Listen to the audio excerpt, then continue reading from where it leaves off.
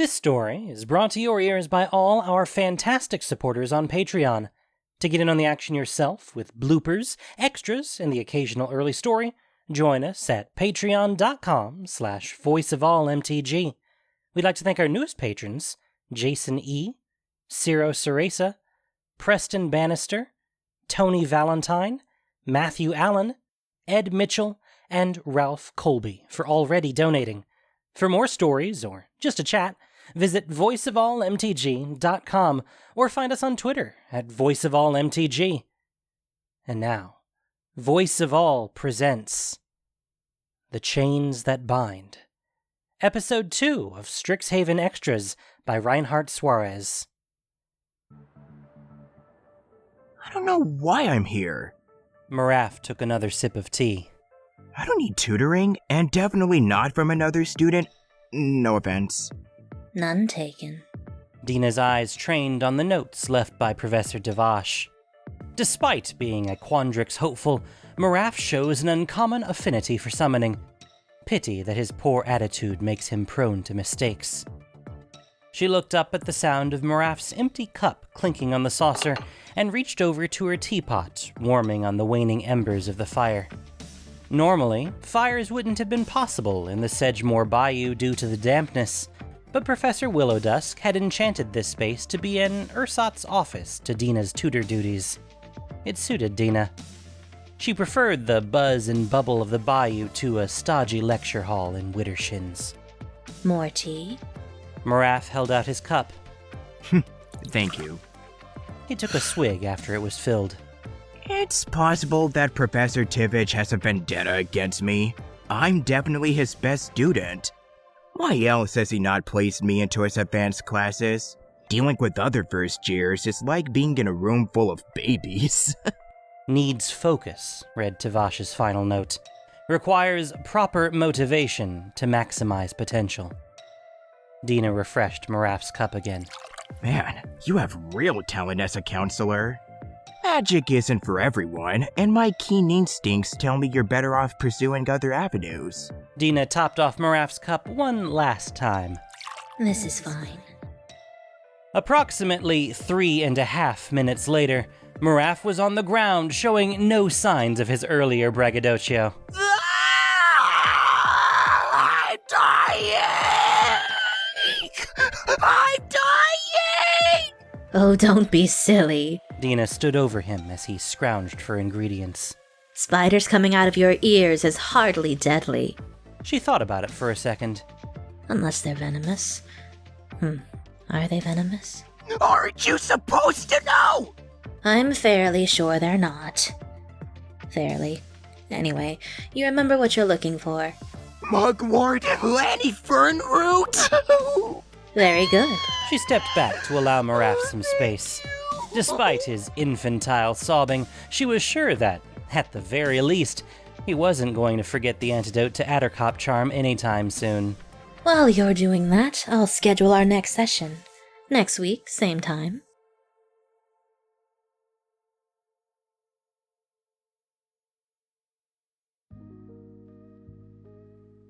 Dina ran her hands across the smooth walls of Widdershins Hall as she walked through its corridors.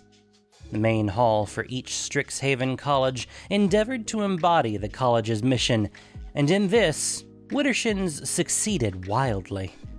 At least, that's what most students at Witherbloom College were led to believe. Life and death, growth, rot, and rebirth. Dina wondered how many Witherbloom students were aware that the trees housing their classrooms and sleeping quarters were not only alive, but listening as well.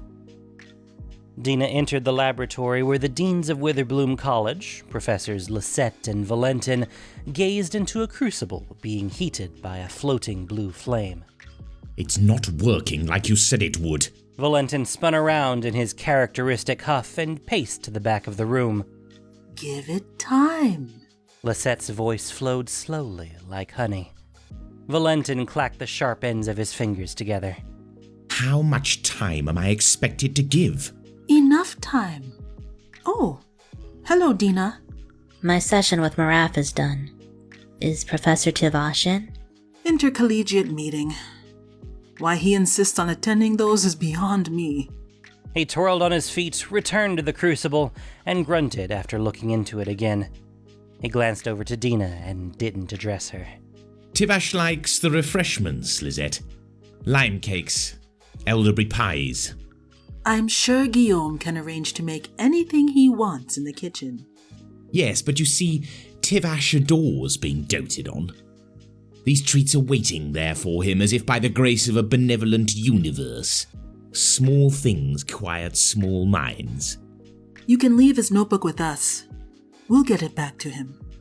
Dina placed Tivash's book onto the central table, sneaking a look at the silvery liquid churning and frothing in the crucible. Lisette added a pinch of volcanic ash, causing the mixture to hiss and change color to a deep orange. In other circumstances, Dina would have asked them to explain the spell they were casting, but not right then. She had other business right then. Okay. I'll be going now. Off to the Prismari party? All the professors are going too. If you're not in a hurry, we can go together. Most of the professors. Dina looked out the window into the courtyard below. Students gathered together under the archways formed by the hall's massive roots, dressed in their most garish Witherbloom garments. Some masked behind gauzy veils that swayed like spiderwebs when they talked. Others festooned with pouches and belts holding spell components. Standing out were the dryads, who bore a special love of this pageantry. In their Vastlands home, they had no need for clothing, and at Strixhaven remained dressed only out of a sense of propriety. However, these kinds of social affairs gave them license to indulge in the novelty of fashion. It was customary to see dryads traipsing and prancing about, adorned with exotic textiles paying tribute to the groves and dales where they were born. Dina pulled her plain brown cloak around her shoulders. No, thank you. I have work to do.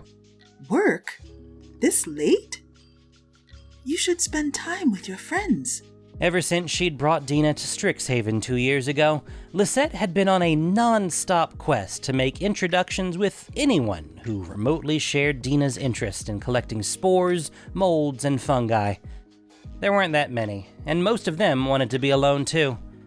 This mission had expanded to anyone who breathed and could speak. Did you give all your charges such awful advice? Young Dina shows drive, unlike some of the more unfortunate members of our studentry. Having friends is awful advice. Even you have friends. Oh? Who? Me?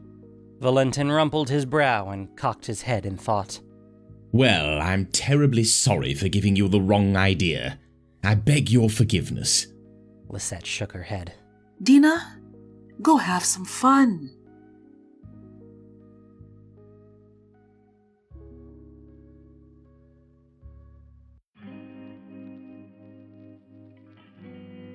Dina considered that trudging across Sedgemoor into the forlorn detention bog probably wouldn't count as fun to Dean Lisette. Then again, there was nothing about attending a party at Prismari College that struck Dina as enjoyable. Lisette couldn't seem to understand that all the opportunities were there if Dina had actually wanted to commiserate with other students. Libation-filled nights at the Bow's End were always available for those who didn't mind waking up in the morning with the consequences of questionable decision-making. And for last-minute cram sessions, there were all nights at Firejolt Cafe with other tryhards. Dina understood that Lisette felt responsible for her.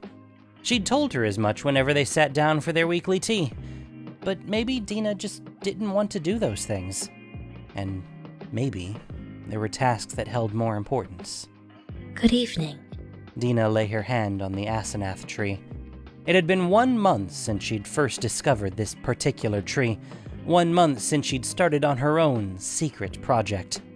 Its spindly branches overlooked a lazy creek, and its broad, hollow trunk ballooned out to make a perfect, if cramped, workshop. The tree's location deep within the bog ensured that her work would remain secret for as long as possible. The entire area had been enchanted to block scrying into or out of it. all the better to prevent students from using the time to chat with friends rather than think about their mistakes. Even so, Dina was hasty in stepping inside and resetting the glamour that obscured its opening. What do you do for fun? She said to the tree as she sat down. The tree didn't respond. They seldom do.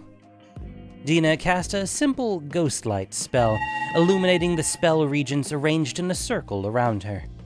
In the center sat an old tome, its cover made from thin metallic plates scalloped like a knight's pauldron. Delicate chains bound the supple vellum pages together into a work whose craftsmanship was unequaled by any set of hands on Arcavios. It is said that the Strixhaven Biblioplex is the most complete archive of magic in the multiverse. All manner of spells, from the lowliest hedge wizard's anti-itch cantrip to a demon's ritual for harnessing the power of a dying sun, are recorded and stored somewhere under the library's vaulted arches.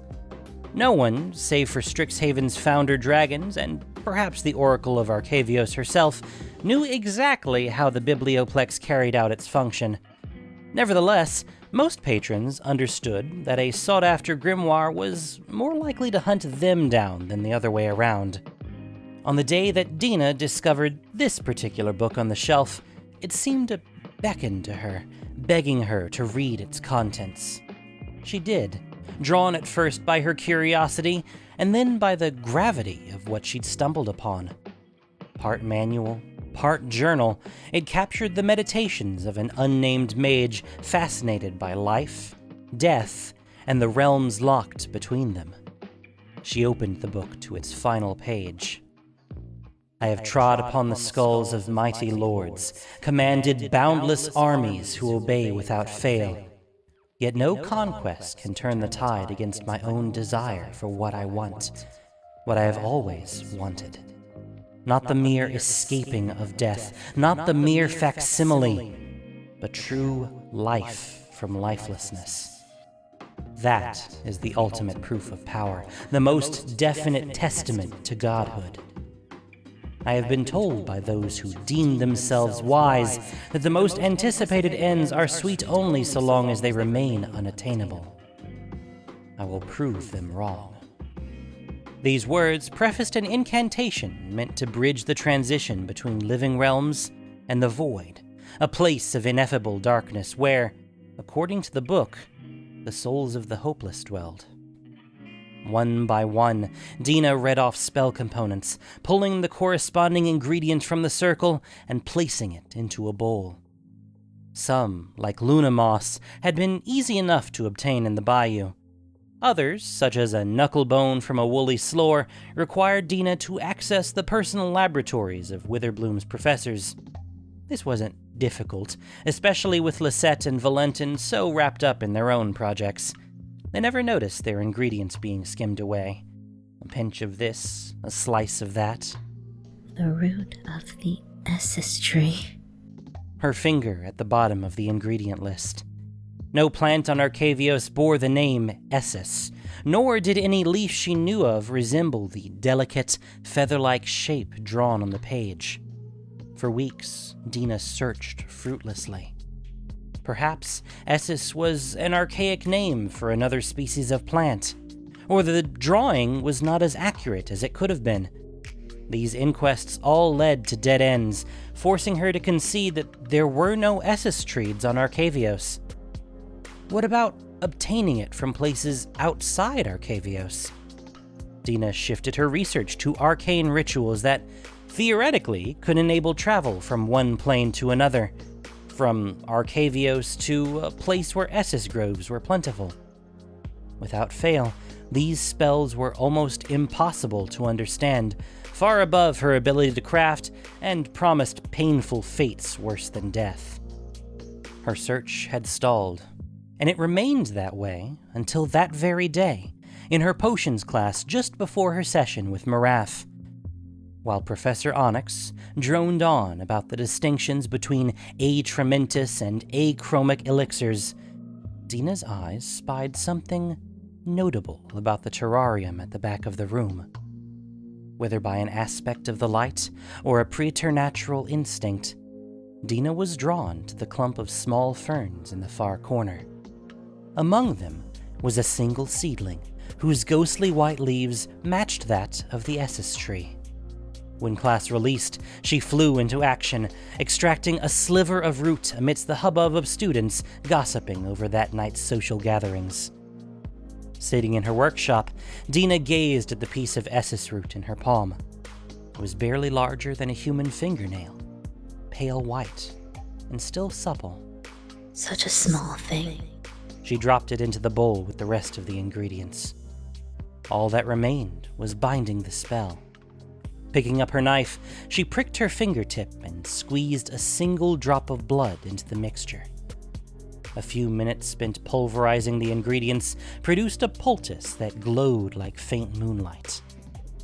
Carrying the book in one hand and the bowl in the other, Dina emerged and proceeded to her next destination, her ghostlight spell dutifully lighting the way. The evening had brought the bog to life. The acrid smell of soaked bark had grown bold. Things, just out of sight, slithered through mud pools. The shiver of wet leaves overhead told her she was being watched from the branches above. She recalled nights like this when she was younger, quietly glorious but tinged with an impending sense of doom. When the brittle blight came for her glade, like it had done for many across Arcavios, few noticed its effects. Those who made the glade their home began to fall prey to a subtle yet persistent melancholy. Over years, its grip quietly tightened, stealing dreams and replacing them with despair. As minds were overtaken by misery, bodies followed. Animals lay down and never rose again. Dryads grew fragile and decayed into husks. At the very end, there was no grass, no flowers. The birds did not bring their sweet songs. Insects had stopped skittering. All colors had turned to gray. Everything was silent.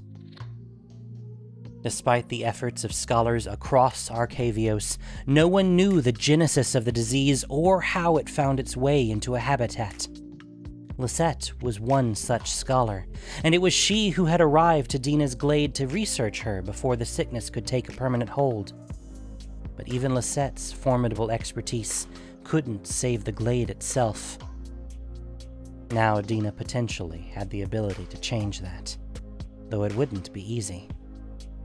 Dina followed the creek to a den of twigs and mud where a family of pests made their home.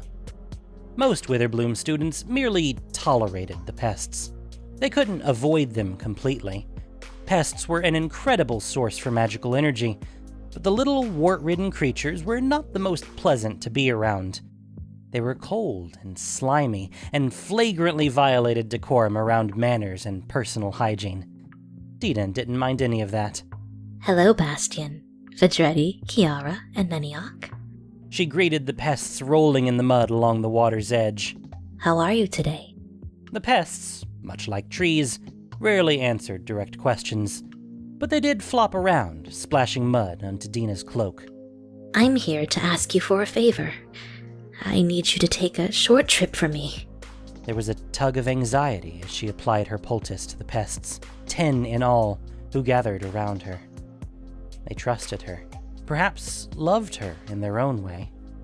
She stroked Neniok, named for her glade sister who had passed years before. The pest burped and licked Dina's hand.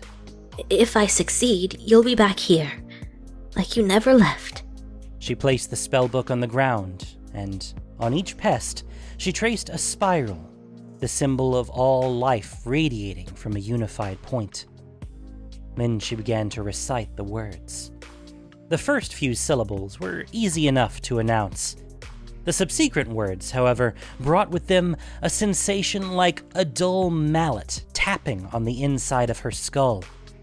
Dina persisted, focusing on a sensation that brought her joy.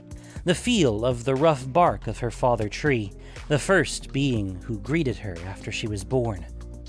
If her experiment proved a success, she'd be able to go back to where her glade had been and bring it back, bring them back, all the plants, animals, and dryads just as she remembered. Life from lifelessness. A snap broke her concentration. Across the clearing, a dead tree fell with a crash, its trunk bisected cleanly by something. Dina closed the tome, snuffed out her light, and ducked down in the mud close to the water's edge. There was no moon out that night, and the starlight could only barely penetrate the bog's haze. No swamp creature could have done that precise damage to the tree trunk. It had to be someone from Strixhaven. Dissatisfied? Do you even know the meaning of that word? A second later, a sleek, black projectile hit the ground in front of her. Ink magic? Another shadowy bolt came out of the night and splashed into the mud precariously close to the water's edge where the pests were blissfully playing. It was absolutely ink magic, the signature spell of the Silverquill College. But what was someone from Silverquill doing out in Detention Bog? The answer was obvious. It was a student who was being punished. You weren't even there! Where the hell were you? Inky coils reached out from the darkness like twin claws, gripping a pair of high tree branches and ripping them down to the ground. This time, the trees did speak. Their howls filled Dina's mind. What did we do? Why is this happening? Their wails of pain spurred her to action. She crawled out of hiding and cast her ghostlight, hoping that the sight of another student would give the intruder pause. Unfortunately, her sudden appearance had the opposite effect. Who's there? The voice screamed, and a moment later, a wave of inky force was rolling toward Dina. Instinctively, she chanted the syllables of the Summer Charm, a spell that originated with the Dryads, but one which all nature-oriented mages have since included into their repertoires. It was enough to shield her from the brunt of the wave, but its sheer strength still knocked her onto her back. Footsteps rushed toward the spot where Dina lay. A moment later, a pair of hands pulled her back to her feet. A young man, dressed in the black and white garb of a Silverquill student, stood in front of her, a look of shock on his face. I didn't see you. That's because it's dark. Human eyes don't adjust well to the lack of light. No, I mean...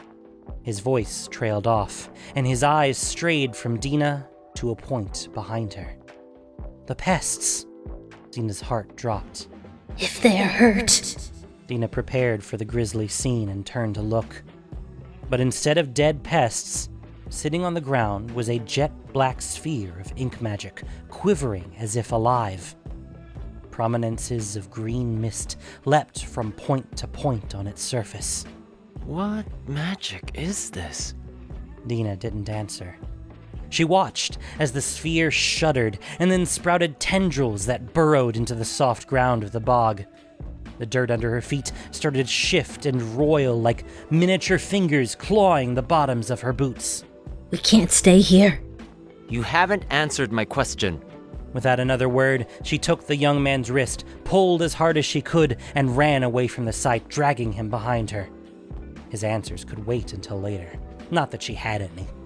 The ritual had to be performed delicately and with precision, and now it had been corrupted. The trees bellowed with thunderous shrieks. The void! Where have you sent us? So much pain! Their anguish brought Dina to her knees. This time it was the young man picking her up and pulling her along until they came across a thicket where they took shelter. All around them was the sound of tree limbs thrashing. Now, answer my question. Up close, Dina recognized the young man as the son of Dean Liu, the more vocal and charismatic of Silverquill's deans. They had the same steely, resolute countenance when they talked. Dina had seen it many times, from the back rows, of course, when Dean Liu would give his fiery speeches on commitment and duty at all college assemblies. Your name is Killian. Your father is... Don't talk to me about my father! We have other things to deal with right now. Starting with the truth. What was back there? There was no use in hiding things. Dina produced the spellbook from her satchel. Killian cracked the book open and leafed through its pages. Forbidden magic. I know. That's why I was hiding it out here, where no one was supposed to be. That doesn't change a thing. Except you destroying my one chance to... At what? What were you trying to do? Dina stopped short of saying it aloud. To save everything I ever loved in this world. It was the kind of statement that sounded either megalomaniacal or at least deeply ridiculous, even if it was the truth. So she sidestepped his question. Wait, do you hear that? Killian stopped and listened. No. Exactly. We should go back and look. Emerging from the trees, Dina and Killian traced their steps back to where the pest den had been, this time using a radiant orb conjured by Killian as a light source. Though only a short time had passed, the effect of Dina's spell was clear. Deep gashes marked tree trunks and the soft ground, as if a great beast had raked its talons across the landscape. The trees around the area had been severed at the stump or uprooted entirely.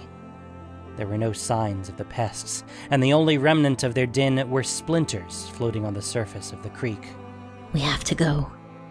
Dean Valentin is at Widdershins. He can help us. Killian shook his head. I'm trapped here all night. He turned his right arm over to show Dina the silver quill sigil on his wrist. It was a detention token, a brand that prevented students from simply eschewing their mandatory stays in detention bog. If they tried to escape, the token would react with the landscape to force the student back toward the bog's center. That's what I get for letting a Prismari player steal my inkling from right under my nose. I cost my team that point, and Silverquill lost the Mage Tower match. That's my father for you. He gave you detention for a game. No, he gave me detention for not applying myself. You should go back. I can handle myself. I'm not leaving you out here alone. Then help me fix your mistake. Our mistake? Remember that part with yelling and the careless spellcasting? Fine. He pointed to a patch of ground at the far end of the clearing. A fresh trail strewn with battered branches had been blazed through the bog. It's moving. I'll lead the way. You do know that if something attacks us from the front, you'll likely be hit first. Sure, but... So it's not in your best interest to be in front of me, nor is it in my best interest to have the light source so far ahead. What if I get ambushed from behind? She motioned to the width of the trail. We can walk side by side. Doesn't that make more sense? I was just trying... Never mind. Spellbook in hand, Dina skimmed pages as she walked. The ritual was clear in its intent. As pests were repositories for magical energy, her professors conjectured that their essences were as primordial as elementals, that they may have been related to every living thing on Arcavios. One of the simplest spells taught to all Witherbloom students drew forth the magical essence of a pest, converting it, body and soul, into pure magic. The ritual from the book promised a conduit to harness this magic and convert it back into its original living state. Back here, like you never left. Find anything? No. There were no unbindings, no counters included with any of the spells inside. It's almost like the mage has been trying to do the same thing again and again. Raise the dead? Restore the living. I wonder who they lost. Who did you lose? How did you... Am I really that transparent? Killian hung his head and smiled at her behind long strands of hair. My mother died when I was very young, but I can't even say I lost her. I hardly remember her. He swept his hair back onto his head and continued to walk down the path. Dina knew better than to take his nonchalance at face value. She knew what it was to lose those she loved, and moreover to have that ache of the never knowing. It was a profound awareness of how empty you would always be, like a whirlpool draining into a bottomless chasm. No width of smile or depth of laugh could hide that wound from those who also bore it. I didn't know my mother either. Everyone from my glade is gone. Your entire family? Dryads don't have families. At the end of her life, a dryad finds a tree that is similarly close to its end. She rests at its foot, allowing the earth to reclaim her body, and eventually a new dryad emerges from the tree, knowing nothing but her name, the same one as her mother's. We don't have parents like you, but we still have community, our glade sisters and all the plants and animals. But they're all gone? Yes. When the blight comes, few are spared. They continued to follow the trail as it widened into another clearing. As soon as they stepped foot into it, a low growl emanated from a patch of bushes a short distance away. Is that it? His hands readied to direct an inky bolt toward a threat. No. It's a vine clinger. What? How do you know? Musk lemon. It's what they eat. It gives them their smell. Killian breathed in. Is that what that stink is? Lumbering out from the bushes was a hulking creature whose features, other than its powerful arms and large black claws, were obscured by tufts of long, stringy hair. As soon as it spotted them, it tried to roar, but its bellow came out as a pained gurgle. It's hurt. We need to help it. Dina pointed to patches of blood in its hair. That's a wild animal! I know. Though she'd wanted to approach the vine clinger in peace, Killian did have a point. Its gait was unsteady, and its movements were sluggish. Any sudden movements would rattle it. Even a weakened vine clinger could break every bone in hers or Killian's body with a single swipe. Back me up. Killian nodded. It's okay. Dina walked forward slowly. Let me help. She placed her palm onto the beast and chanted an incantation to quell the magic invading the vine clinger's body. But the corruption was too strong for her to uproot. Dina doubled her effort to eject the infection, but this only caused the vine clinger's massive arm to tense, eliciting a howl of pain. It swung out at Dina with its claws extended. Acting quickly, Killian pulled her away with one arm, and with his other arm peppered the vine clinger's face with barbs of ink magic. It wailed, stumbled backward, and fell onto its side, lying motionless save for its labored breaths. Killian helped Dina up, and together they approached the beast. Black wisps of Killian's magic wafted off the vine clinger's body. Dina knelt down and brushed away clumps of bloody hair from the vine clinger's face. It whined and moved its eyes to follow her movements. I need to know what you saw. Is it... My magic isn't strong enough to heal it. Dina placed the back of her hand to the vine clinger's forehead. Communing with flora came naturally to dryads. That's why they made perfect nature wizards. But establishing rapport with animals was much harder. Dina began to concentrate by imagining that she was floating down a long, dark tunnel. Upon reaching the end, she found herself looking down onto the clearing from the treetops, the world through the vine clinger's eyes. An abrupt snap of a twig caused her vision to refocus onto a creature creeping into the clearing below. It moved like a great worm, gouging a path in the soft ground. As it moved, it took earth, rotten vegetation, and half-devoured carrion into itself to grow in size, strength, and speed. Dina could only watch as the vine clinger bounded from branch to branch to confront the creature. Once on the ground, the vine clinger sprinted toward it and sunk teeth and talon into its body. Dina tasted the dirt on her tongue, felt fragments of bone crack between her teeth. The intruder's counterattack was swift. From its body, long black tendrils emerged to impale the vine clinger and batter it against the trees. Dina experienced every shred of physical pain that the vine clinger had endured, its confusion at being tossed around like a leaf in a gale. Ultimately, the creature discarded the vine clinger in the brush, content to proceed on its way. Dina let go of the vine clinger, her whole body aching from phantom fractures and lacerations. It's headed northeast, towards Edgemore. Towards school? Maybe it's drawn a magical energy? Or it's looking for a purpose. It was just born. and it doesn't know why it's here or what it has to do. Like a giant murdering baby? Our giant murdering baby. Killian sent his radiant orb farther down the trail, and they followed along. Dina couldn't get the Vineclinger's memories out of her head.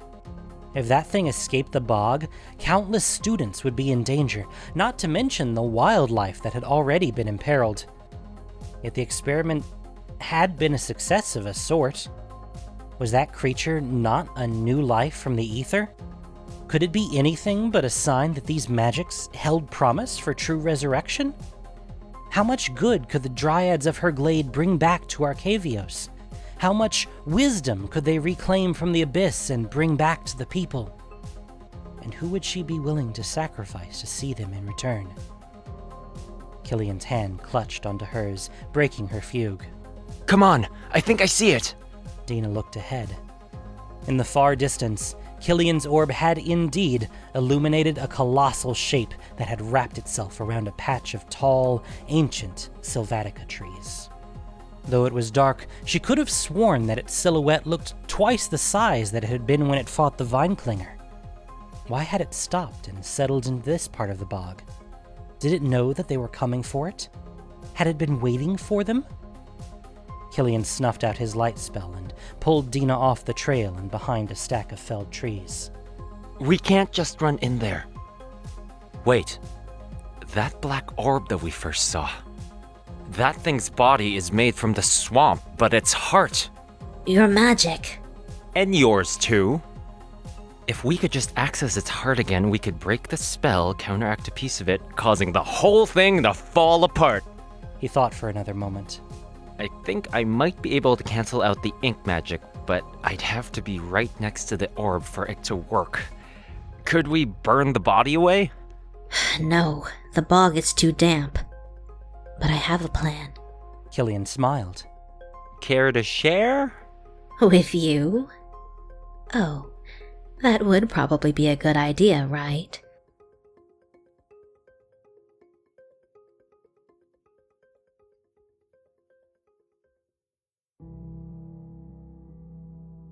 The second to last thing Dina had said before she and Killian parted ways was, Eat these. As she pressed a handful of dried tea leaves into his palm.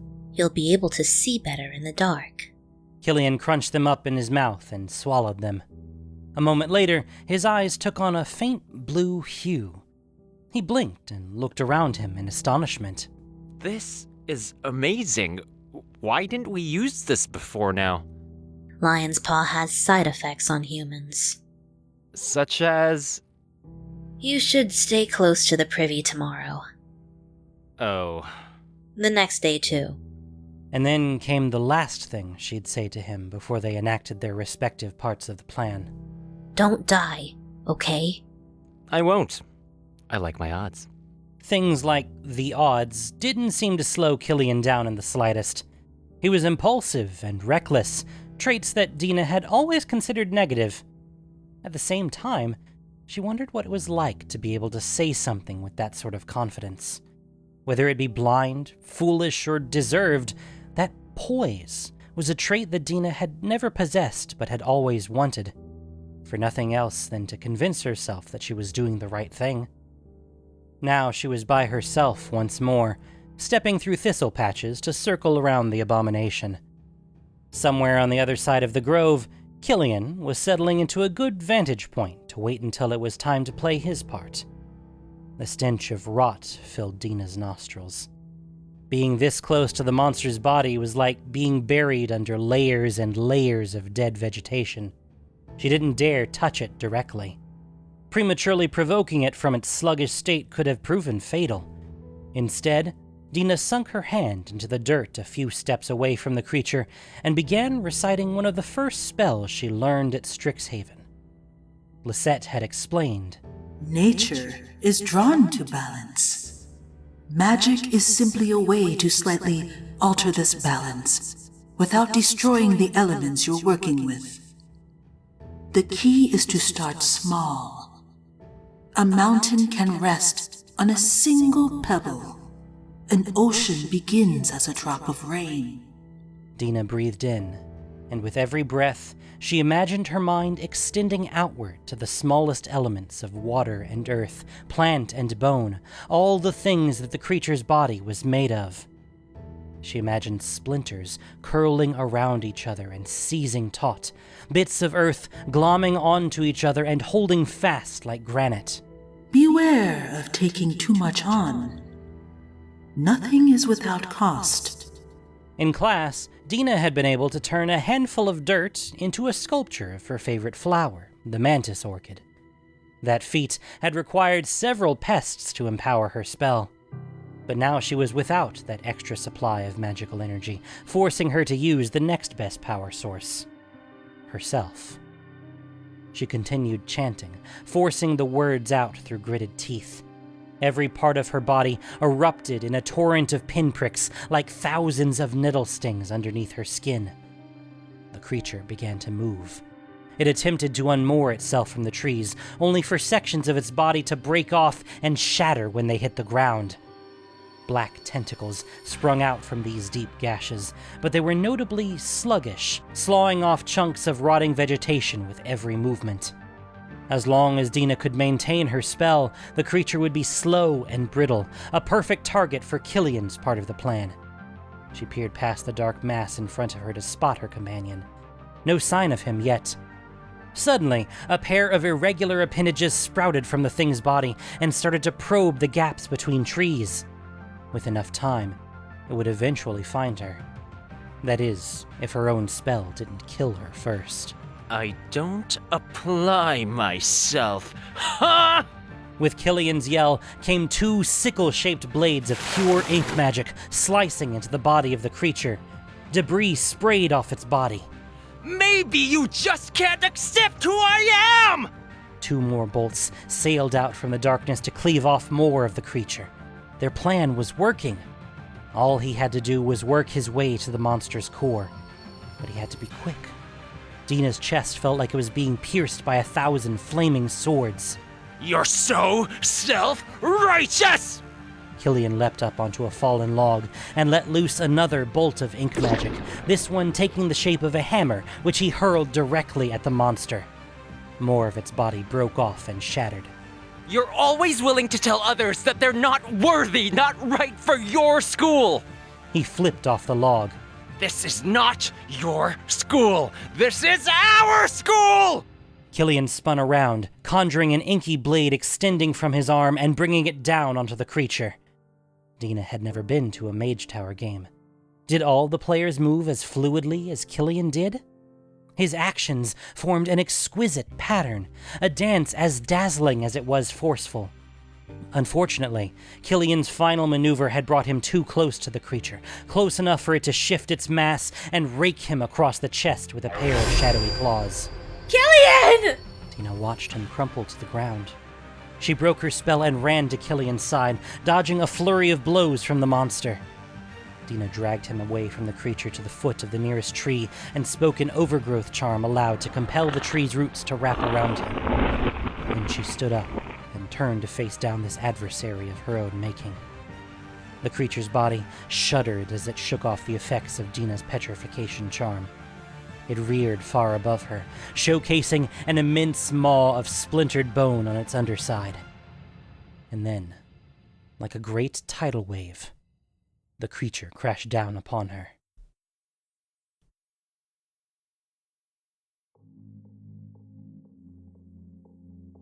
Dina stood amidst the tall reeds that tickled her nose.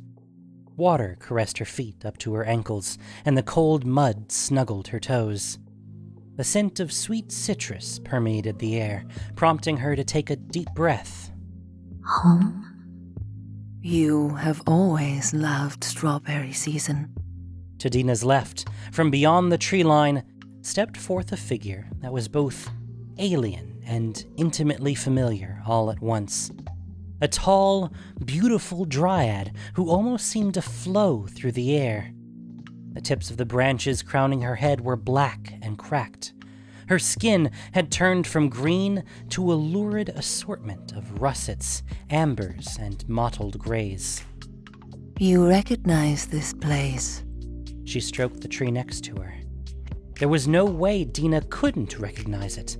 This was her glade, and more specifically, the tree she crawled out of when she was born. All the details were as she remembered. Perfectly so. Too perfect. Are we really here? Does it matter, love? This is what you've desired, is it not? It is. Everything as it was before the brittle blight. I want... Me. The dryad sat down at the foot of the tree. Once you start asking the improbable, the impossible doesn't seem so out of the question. Do you know how long I've wanted to talk to you? How long I've looked? Yes, in the wrong places. And for answers you know already. That's not true! I want to know why I am the only one left. Why me, over all the others? There needs to be a reason! A reason? You mean proof that you play some pivotal role in the schemes of an unseen architect? I wish I had an easy answer, if only to give you peace. But why else am I still alive, if not to bring the others back? I've found a way! Have you? And how do you know that they want that? Dina searched for a rebuttal, but found herself without words. For so long, she'd held on to her fading memories of home and later coupled them with the determination to rescue all that she'd lost. Clinging to that wish had been enough to help save her own life. In time, it defined what she stood for, who she was. But what if it was wrong? A violation not only against nature itself, but also the very one she wanted to save. Then what am I supposed to do? You can help those who need it right now. The dryad looked to her left, and Dina followed suit. There, entangled in a cage of roots, was Killian, his face racked with pain. Does he mean something to you? We've only just met. He's... my friend. A nice place to start. Of course, there is the matter of your present situation. The dryad leaned her head on the tree trunk and closed her eyes. It is time to be whole again, my love. Dina understood. She shut her own eyes and projected her mind outward as far as she could, past the boundaries of this memory and into the black heart of the creature she had birthed into the world. Envisioning her own body floating in this void, Dina focused on the single drop of her own blood that had bound the spell together. She let herself be pulled toward it until the drop was in front of her, suspended in the air. She reached out and touched it with her fingertip, the sensation of sharp teeth creeping up her hand. Suddenly, her entire arm felt like it had been plunged into a sea of ice. A chill raced up her neck to her face and into her nose, her eyes, and mouth. Then she was falling endlessly, falling forever.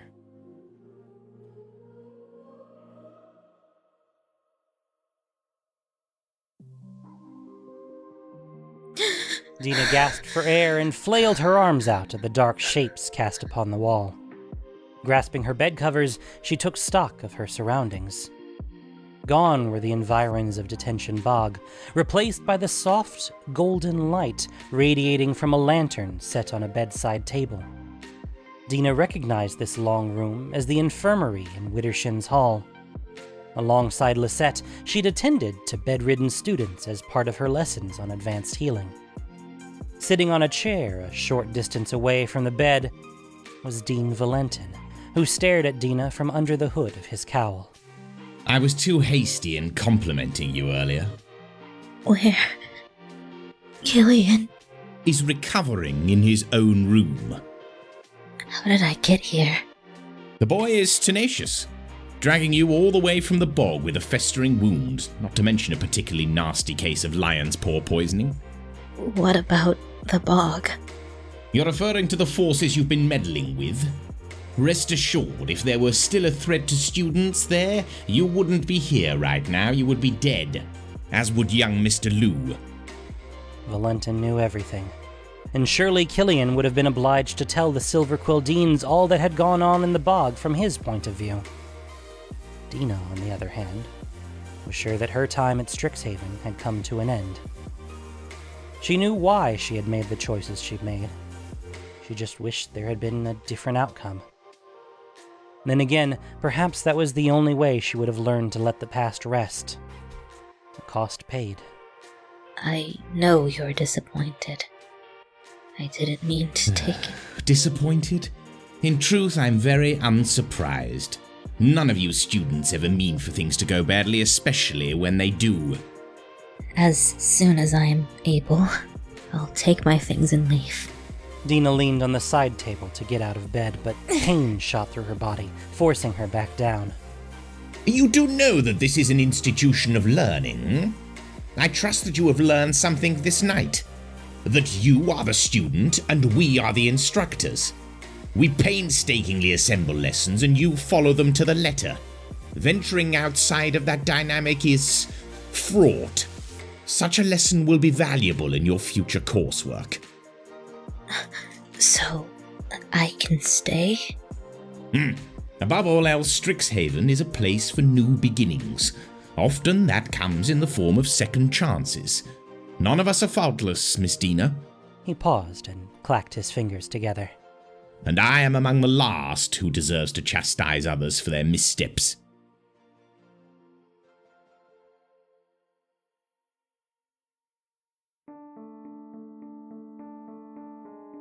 Professor Seraphina Onyx blew air at the flame, causing it to dance. At the beginning of the night, the candle on her desk had stood tall and solid. But by the time it had melted down into a nub, she had only graded a handful of her students' exams. How long had it been since she herself was subject to the judgment of an instructor? Lady Anna had been a strict mentor, one widely recognized for her prowess in the healing arts. And what did that get her? A husband who left her? Children who shunned her? A swift end at the hands of a patient charged to her care? And worst of all, being utterly forgotten by everyone save the person who hated her most. Onyx dipped her quill into a jar of ink and proceeded to cross out a whole page of the exam in front of her. In the margin, she wrote one word. Pathetic. Barging through her classroom door came Lisette, fellow Strixhaven professor and dean of Witherbloom College. She marched up to Onyx's desk and dropped a heavy tome onto its surface. I believe this is yours? Lisette's eyes lit with fury. Onyx gasped at what she saw before her. It's not that she thought the volume would elude her forever. She had all the time in the multiverse to scour the biblioplex's shelves. Rather, she hadn't expected it to come into her possession in such a convenient manner. Yet there it was, one of the reasons she was at Strixhaven wasting effort on ungrateful brats who already thought themselves wizards of esteemed repute. She didn't want to alert Lisette to her excitement. It was, after all, best to stay calm and collected, especially in the face of a potential enemy. Anyone, a friend, a family member, could swiftly become an adversary. Onyx had learned that too well and too often. Your collegiality is appreciated.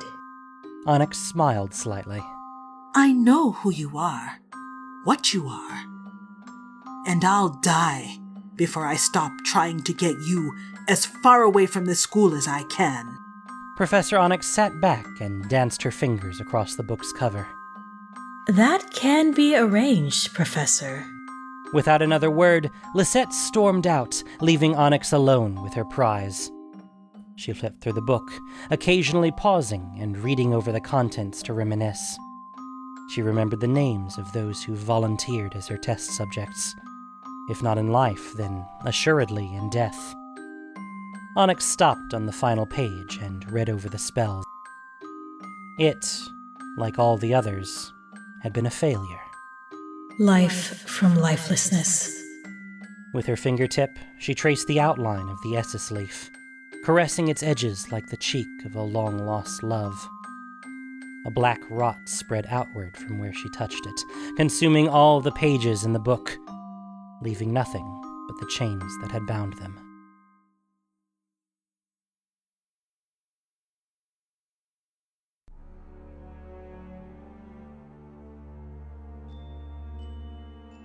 Thank you for listening to this production of Voice of All. As listener-supported entertainment, we rely on you not just for the voices of the characters, but also to keep us going and growing. If you enjoyed what you heard, please support us by reviewing and following us on your favorite podcast apps or YouTube, or just plain sharing with your friends. You can also support us financially on Patreon for exclusive perks. The Chains That Bind was written by Reinhard Suarez. The podcast was produced and edited by Gendo Keshi, with sound editing by Nockshade. This week's story featured the voice talents of Robert Jackson, Honeydew Muse VA, Steve Hayes, Deidre O'Ree, Justin Saint, Kat Peterson, and Susie O'Neill. Voice of All is unofficial fan content, permitted under the Wizard of the Coast fan content policy. Magic the Gathering is copyright Wizards of the Coast. Thanks so much for listening. Y'all have a great day.